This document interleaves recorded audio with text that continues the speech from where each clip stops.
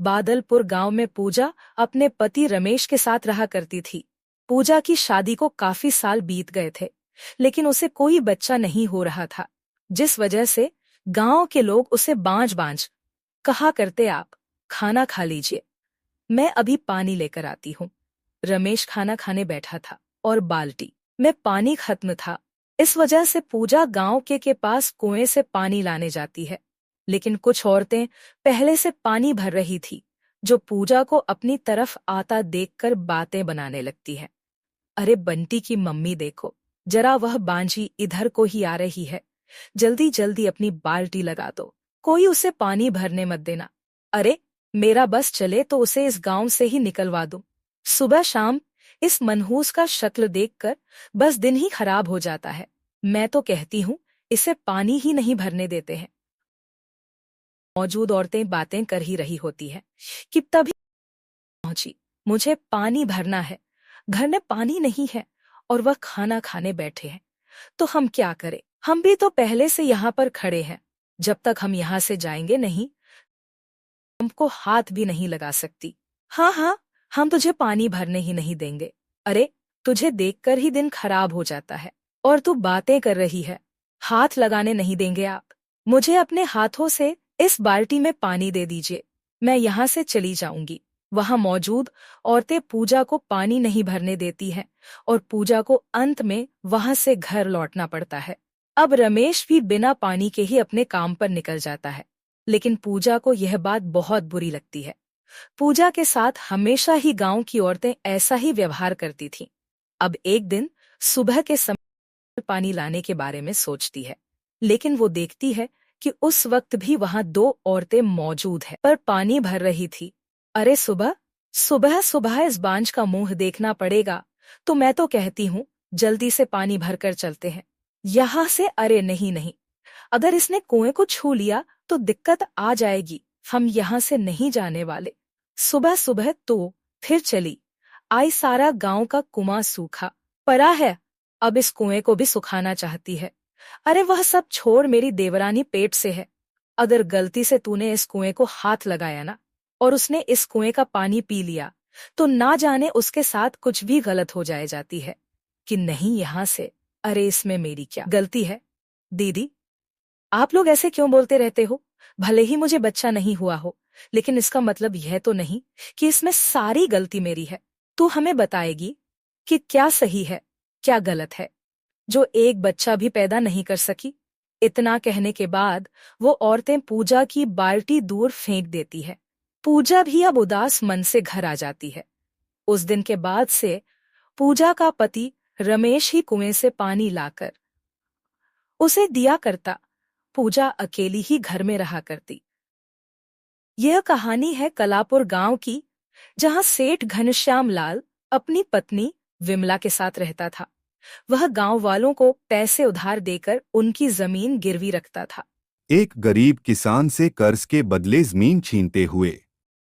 तूने वादा किया था कि 1 महीने में पैसे लौटा देगा, अब तेरी जमीन मेरी है। सेठ जी थोड़ा समय और दे दीजिए, अब कोई मौका नहीं मिलेगा। अंजलि सेठ के घर में काम करती है। वो अपनी माँ सुधा के साथ रहती है। माँ, सेठ जी के घर देर हो गई, तुमने दवा ली? सुधा, हाँ बेटी, ले ली। लेकिन तू काम में इतना मत झोंक, अपनी भी फिक्र कर। अंजलि, सब ठीक है माँ, राघव भी जल्द शादी की बात करेगा। रात का समय सेठ और व्यापारी मनोहर बैठकर बातचीत कर रही हैं। मनोहर बाबू, अगर 10 करोड़ मिले तो पूरे गांव की जमीन तुम्हारे नाम कर दूंगा। मनोहर, ये आसान नहीं होगा, गांव वाले मुझ पर भरोसा करते हैं। एक बार दस्तखत हो गए फिर सब खत्म। अंजलि दरवाजे के पास खड़ी होकर यह सब सुन लेती है। उसके हाथ से पानी का गिलास गिर जाता है। अंजलि, तुम कब से खड़ी हो, तूने कुछ सुना तो नहीं? जी, बस अभी आई, मैंने कुछ नहीं सुना सेठ जी। सेठ अचानक अंजलि का गला दबा देता है। अंजलि छटपटाती है लेकिन मर जाती है। अब कोई खतरा नहीं, अब इसे ठिकाने लगा हूँ, कहाँ ले जाऊं? चालू घर के पीछे गाड़ देता हूँ। सेठ धनी चंद अंजलि को पेड़ के नीचे गाड़ देता है। तभी अचानक धनी चंद के सामने अंधेरा छा जाता है। धनी चंद को कुछ नहीं दिखता। धनी चंद डरने लगता है। अचानक उसे डरावनी आवाज सुनाई देती है। डर के मारे भाग जाता है। क्या बात है जी, तुम बहुत परेशान से हो, कोई बात हो गई है क्या? धनी चंद कुछ नहीं बोलता, सीधा बेडरूम में चला जाता है। एक समय की बात है जब एक गांव में चुड़ैल का बड़ा आतंक था। उस गांव में चुड़ैल का खौफ था। चुड़ैल के नाम से गांव का बच्चा बच्चा कांपता था। गांव में जैसे ही शाम होती सब लोग अपने अपने घर में छुप जाते। एक दिन की बात है जब मंगू दुकान पर काम कर रहा था कि तभी मोहन उसे बोला, अरे भैया, अभी तक यहाँ क्या कर रहे हो? देख नहीं रहे शाम हो गई है। हाँ, बस मैं अभी यहाँ से निकल ही रहा था। हाँ भैया, जल्दी चलो वरना कहीं चुड़ैल अपने गांव में ना आ जाए। भैया बस जा ही रहा हूँ।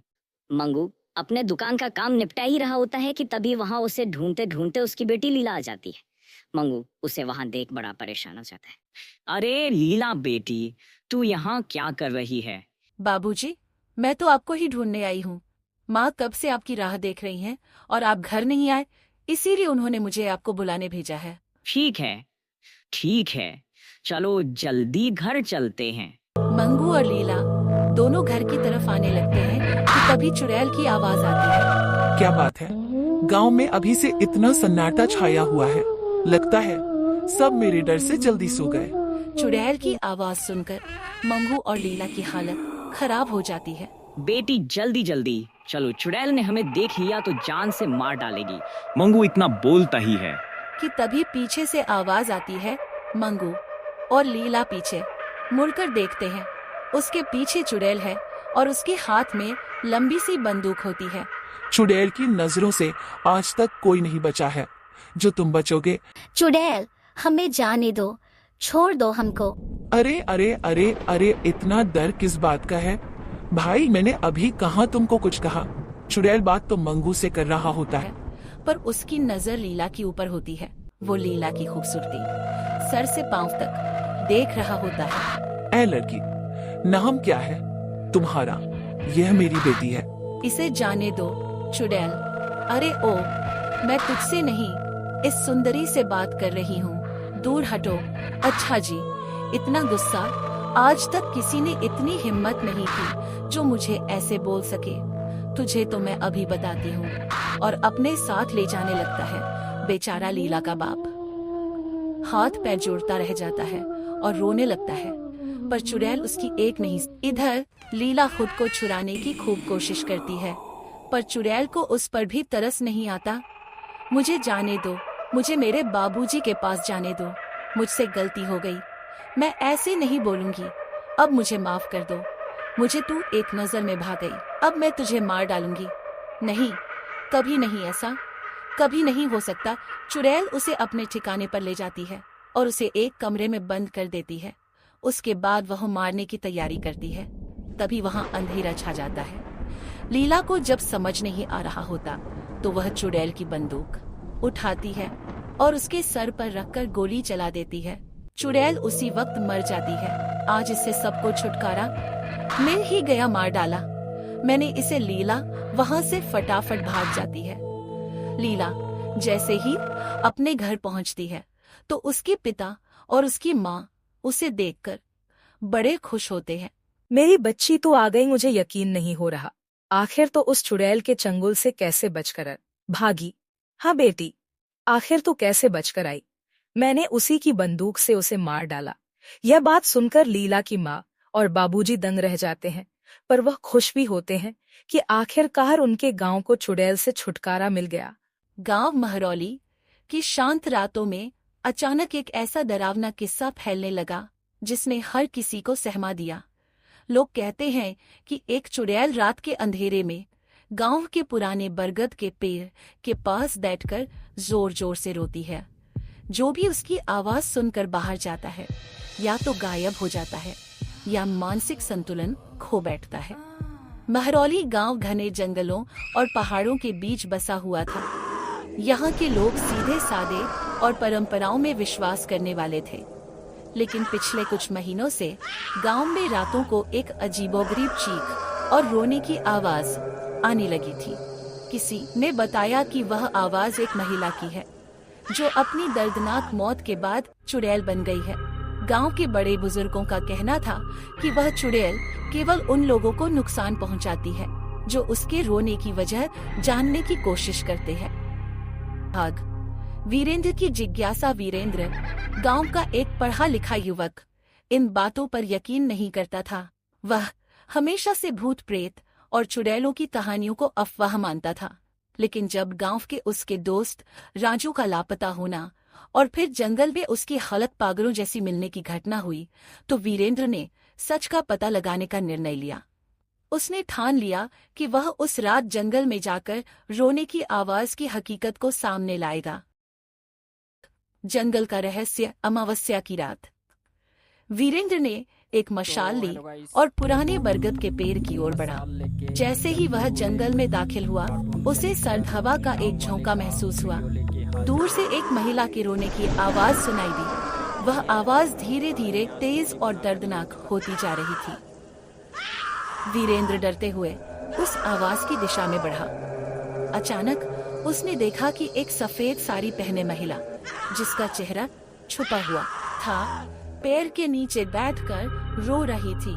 वीरेंद्र ने हिम्मत करके उससे पूछा, तुम कौन हो और यहाँ क्यों रो रही हो? मैं रंभा हूँ। इस गांव के लोगों ने मुझे धोखा दिया और मेरे साथ अन्याय किया। मेरे बच्चे को मार दिया और मुझे इस पेड़ से बांधकर जलाया गया। मेरे आंसू तब तक नहीं रुकेंगे जब तक मैं बदला नहीं ले लेती। उसने चुड़ैल से कहा, तुम्हारे साथ जो हुआ वह गलत था, लेकिन बदला लेने से तुम्हें शांति नहीं मिलेगी। मैं तुम्हारे लिए न्याय करूंगा और तुम्हारे दोषियों का सच सबके सामने लाऊंगा। चुड़ैल ने वीरेंद्र को एक चेतावनी दी, अगर तुम अपने वादे से मुकरोगे तो मैं तुम्हें भी नहीं छोड़ूंगी। वीरेंद्र ने गांव लौटकर लोगों से रंभा के बारे में पूछा। उसे पता चला कि कई साल पहले गांव के जमींदार ने रंभा पर झूठा इल्जाम लगाकर उसकी हत्या करवा दी थी। वीरेंद्र ने इस सच्चाई को उजागर करने के लिए पंचायत बुलवाई।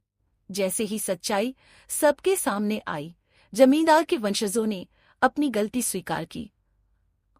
उन्होंने रंभा की आत्मा की शांति के लिए गांव सुतनपुर, एक ऐसा गांव जहां हर तरफ हरियाली थी लेकिन पानी की भारी कमी थी। गांव में केवल एक ही कुआं था जो अब धीरे धीरे सूखने लगा था। लोग उस कुएं पर सुबह से कतार में खड़े रहते थे, लेकिन इस कुएं को लेकर गांव में अजीब अजीब कहानियां प्रचलित थीं। कहते हैं जो इस कुएं पर रात के समय जाता है वह कभी वापस नहीं लौटता। एक दिन गांव की औरतें पानी भरने के लिए सुबह सुबह कुएं पर इकट्ठा हुईं। उनमें ममता, जो विधवा थी और अपने 2 बच्चों का पेट पालने के लिए दूसरों के खेतों में काम करती थी, हमेशा सबसे अंत में पानी भरती थी। गांव की अमीर औरतें ममता को हमेशा ताने मारती और उसे पानी भरने से रोकती। अरे ममता, तेरा पानी भरने का कोई हक नहीं, पहले हम पानी भरेंगी, फिर तू। चंपा, गांव की दबंग महिला ने गुस्से में कहा। ममता शांत स्वभाव की थी। उसने धीरे से कहा, मुझे खेतों पर जाने में देर हो जाएगी, मुझे बस 2 बाल्टी पानी भरने दो। लेकिन चंपा और उसकी सहेलियों ने उसकी बाल्टी दूर फेंक दी। ममता बेबस होकर रोती हुई घर चली गई। कुएं पर अनहोनी। कुछ दिनों बाद चंपा की सहेली राधा ने आकर कुएं पर किसी के रोने की आवाज सुनी। उसने गांव में सबको बताया, लेकिन किसी ने उसकी बात पर ध्यान नहीं दिया। सबने इसे उसका वहम समझा। एक रात चंपा और उसकी सहेलियां राधा और गीता कुएं पर पानी लेने पहुंची। रात के समय कुआं बेहद डरावना लगता था। चारों तरफ सन्नाटा और केवल झींगुरों की आवाज सुनाई देती थी। जैसे ही उन्होंने बाल्टी कुएं में डाली, एक अजीब सी ठंडी हवा का झोंका आया। तभी कुएं से किसी के कराहने की आवाज आई, पानी, पानी, मुझे मेरा पानी वापस चाहिए। चंपा और उसकी सहेली अंदर गईं। तभी कुएं से एक हाथ निकला और गीता बाल्टी को पकड़ लिया। गीता चीखने लगी, बचाओ, ये क्या हो रहा है? लेकिन कोई उसे बचाने नहीं आया। वह हाथ धीरे धीरे गीता को कुएं में खींचने लगा। अगले दिन गीता की लाश कुएं के पास पाई गई। गांव में हड़कंप मच गया। लोग कहने लगे कि यह उस आत्मा का प्रकोप है जिसे कुएं के पास मारा गया था। धीरे धीरे सच्चाई सामने आई।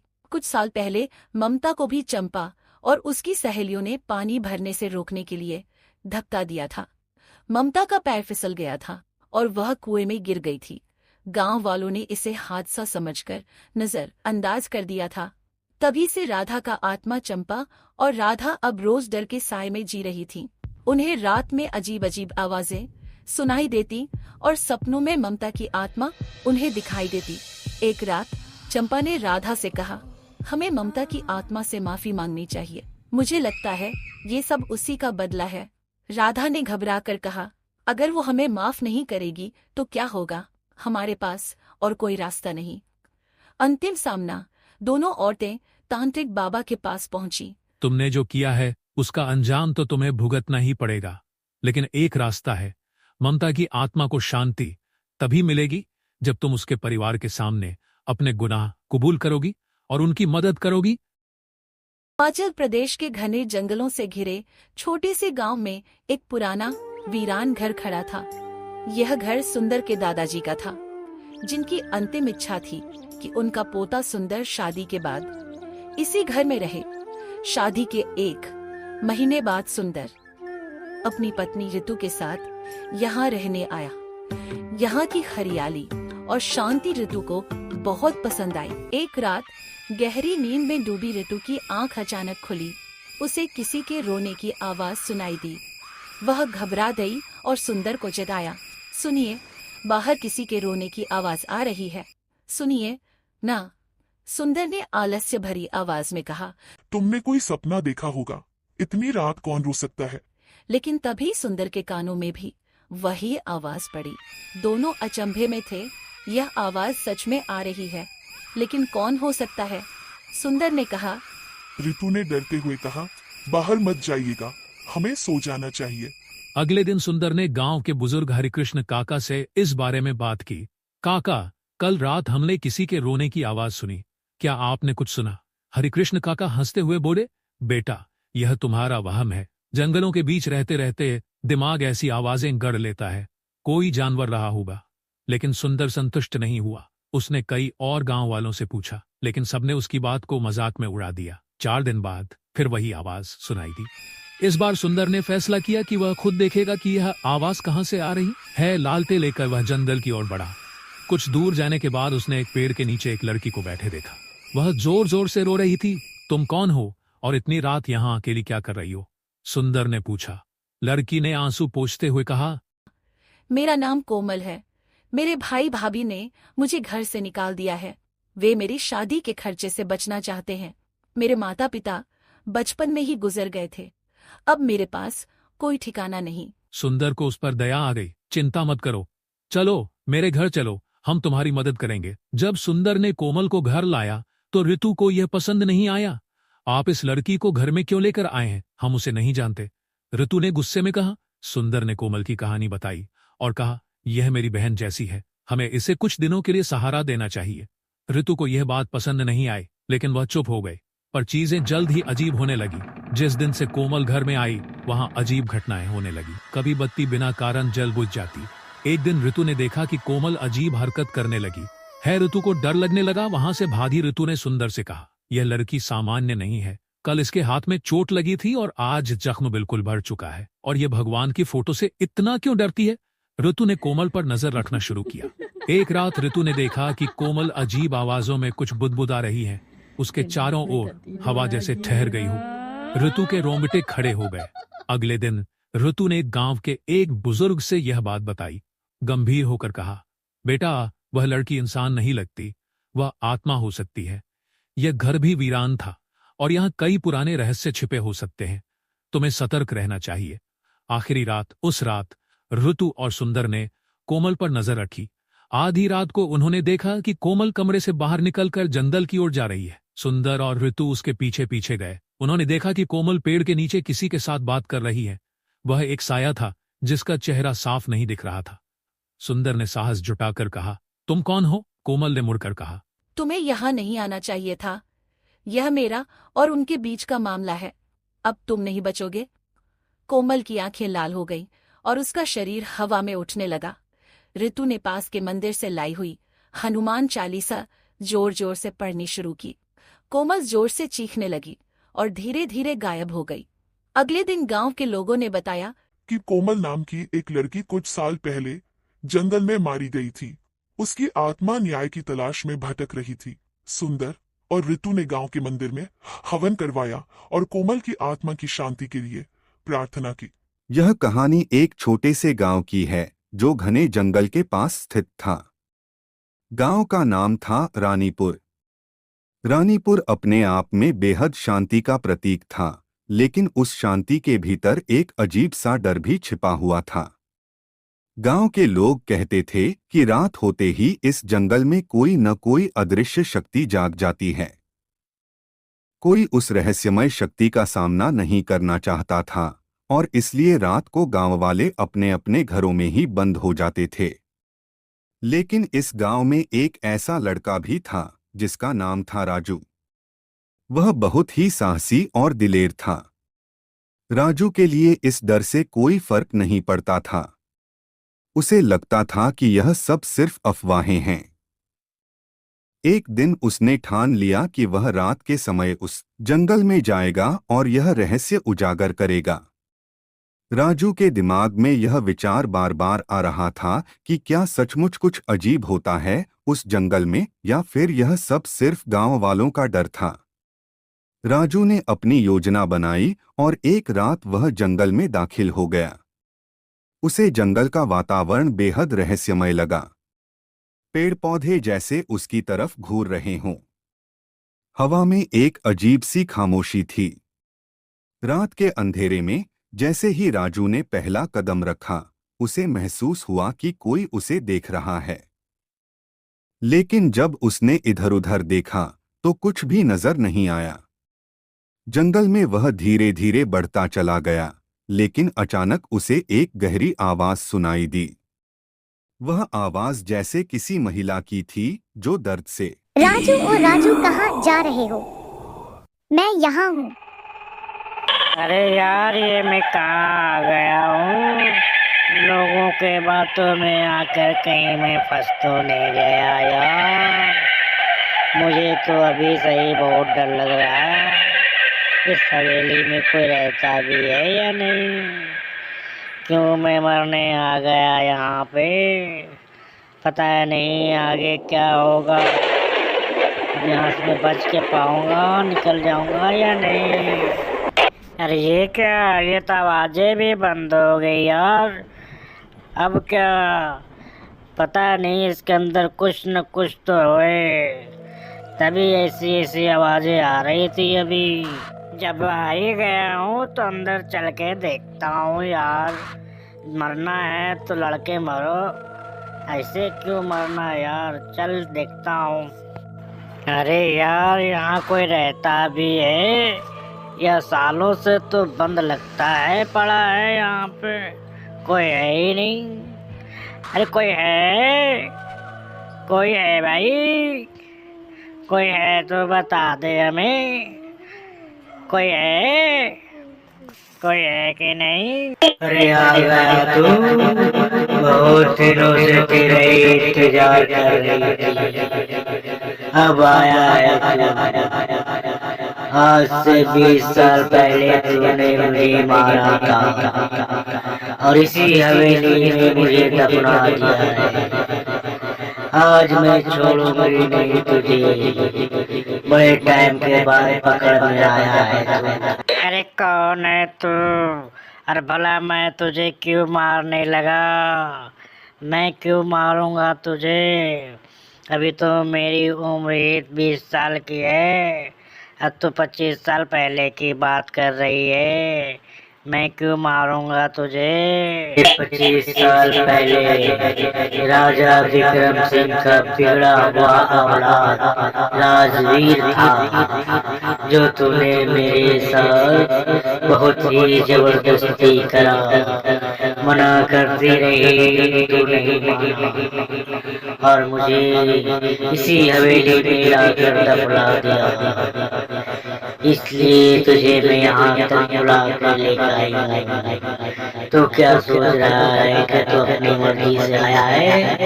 नहीं, मैं तुझे यहाँ तक बुलाएगा।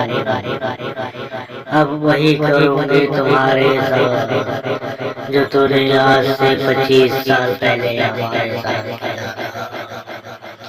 बहुत ही दर्दनाक मौत दी थी तूने मुझे, अब तो नहीं बचेगा।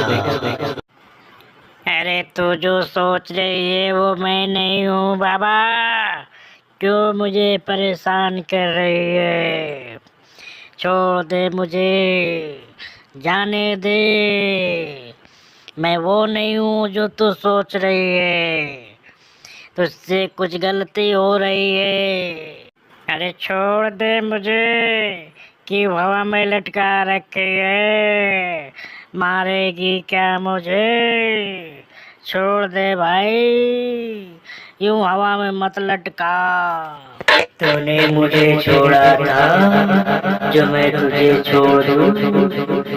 इतनी बार कहती रह गई मुझे छोड़ दे, छोड़ दे, मुझे मरना नहीं है। तूने एक बार भी सुनी हमारी बात? तू तो हमें मार ही डाला, मैं कैसे सुनूं तेरी बात? अब मौत का डर कैसा होता है मैं तुझे दिखाऊंगी। तुझे पता चलना चाहिए डर क्या चीज होती है। मरने से पहले पहले तू डरना सीख जा। डरेगा अब मरेगा।